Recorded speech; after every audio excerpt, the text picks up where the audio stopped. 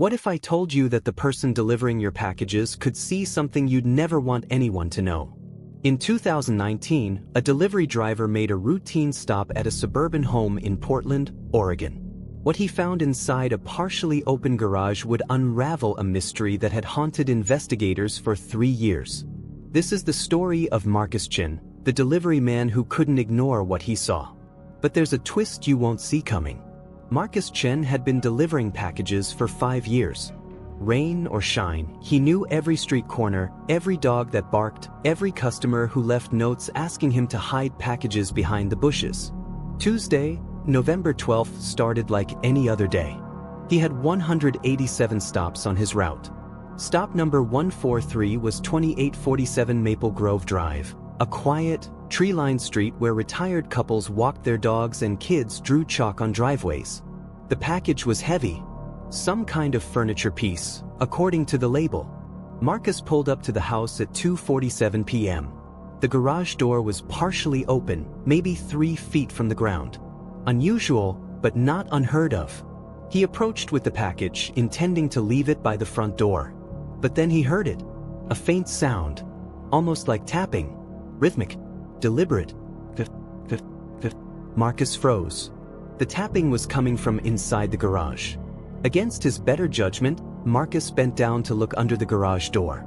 His eyes adjusted to the darkness, and what he saw made his blood run cold. A car. Engine running. Windows fogged up. And slumped in the driver's seat, a woman. Unconscious. Marcus didn't hesitate. He called 911 while simultaneously trying to lift the garage door. It was locked from the inside, but years of lifting packages gave him the strength to force it up just enough. The carbon monoxide hit him immediately. Eyes watering, holding his breath, he reached the car and pulled the woman out into the fresh air. She was barely breathing. Paramedics arrived within 6 minutes. The woman, later identified as 42-year-old Jennifer Hartley, was rushed to the hospital. Doctors said if Marcus had arrived even 10 minutes later, she would have died. But here's where the story takes its first dark turn. Jennifer wasn't trying to commit suicide. When Jennifer regained consciousness 2 days later, she told detectives a chilling story. She had come home from the grocery store that afternoon, pulled into the garage, and pressed the button to close the door behind her. She turned off the car and gathered her bags. Then someone opened her car door, shoved her back into the driver's seat, and turned the ignition back on. Before she could react, they sprayed something in her face, chloroform or some sedative. The garage door wouldn't open. Her phone had been taken from her purse. She remembered banging on the window, then the steering wheel, as her vision blurred. Then nothing. Someone had tried to murder Jennifer Hartley and make it look like suicide. Police immediately suspected the husband, David Hartley. But David had an airtight alibi. He was in a deposition 40 miles away with 6 witnesses and security camera footage. The timeline made it impossible. Detectives were stumped. There was no forced entry. No signs of struggle outside the vehicle. No suspicious activity on the street cameras. Whoever did this knew Jennifer's schedule, knew she'd be alone, and knew exactly how to stage it. Then they discovered something that changed everything. Jennifer Hartley was the 4th victim. Over the previous 3 years, 3 other women in the Portland metro area had died of apparent carbon monoxide poisoning in their garages. All ruled accidental or suicide. All alone at home during afternoon hours. All with no clear motive or suspects. One was a teacher named Rachel Kim. Another was a nurse, Patricia Valdez. The third was a real estate agent, Susan Crawford. The cases were never connected because they occurred in different jurisdictions. Beaverton, Lake Oswego, and West Lynn. Different detective teams. Different medical examiners. No reason to think they were related. Until Jennifer survived. The FBI was called in. They assembled a task force. And they started looking for patterns. What did these women have in common? Nothing obvious. Different ages, different professions, different social circles. But then a junior analyst named Maya Rodriguez noticed something in the delivery records. All 4 women had received packages on the day of their attacks. And not just any packages, large, heavy items that required signature or garage drop-off. The FBI obtained delivery company records. They cross-referenced every driver who had been on those routes on those specific days. One name appeared on all four: Derek Sullivan. Derek Sullivan was 34, married with 2 kids, clean record. He'd been with the delivery company for 7 years. Co-workers described him as quiet but friendly. He volunteered at his kids' school, coached Little League. But when investigators dug deeper, they found something disturbing on his home computer. Deleted browser history recovered by forensic specialists revealed thousands of searches. How to stage a suicide. Carbon monoxide poisoning symptoms. Do garage door sensors keep logs? Sedatives that don't show up in toxicology.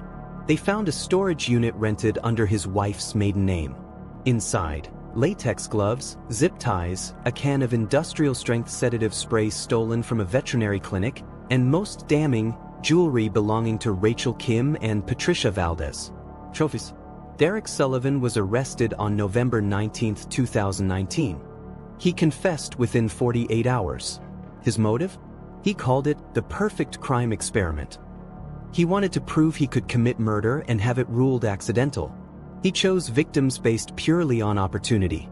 Homes where he delivered, where he could observe patterns, where garage doors could be manipulated, where women were alone. He wasn't driven by rage or revenge. It was a game. And he would have continued if Marcus Chen hadn't heard that tapping. Derek Sullivan was sentenced to 4 consecutive life terms without parole. The families of Rachel, Patricia, and Susan finally got answers. Jennifer Hartley attended every day of the trial. She testified about the terror of those moments, the helplessness of knowing she was dying. But she also spoke about Marcus Chen. A stranger saved my life because he chose to care. He could have driven away. He could have assumed someone else would handle it. But he didn't. That choice, that single choice to look under a garage door, stopped a serial killer. Marcus Chen became a reluctant hero. News outlets called him brave. The delivery company gave him an award. But in interviews, Marcus was humble. "I just heard someone who needed help," he said. Anyone would have done the same. But would they? The case of Derek Sullivan reminds us that evil doesn't always look like we expect. It wears a uniform.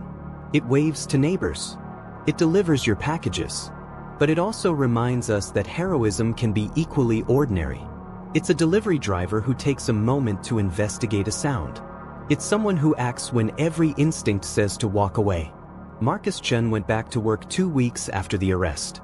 He still delivers packages on Maple Grove Drive. He still has 187 stops on his route. But now, he looks a little more carefully, listens a little more closely. Because sometimes, the difference between life and death is someone who refuses to ignore what they see. If you found this story compelling, hit that subscribe button. We cover cases where ordinary people become extraordinary heroes. Drop a comment below. Would you have stopped to investigate? And remember, pay attention. You never know what you might see.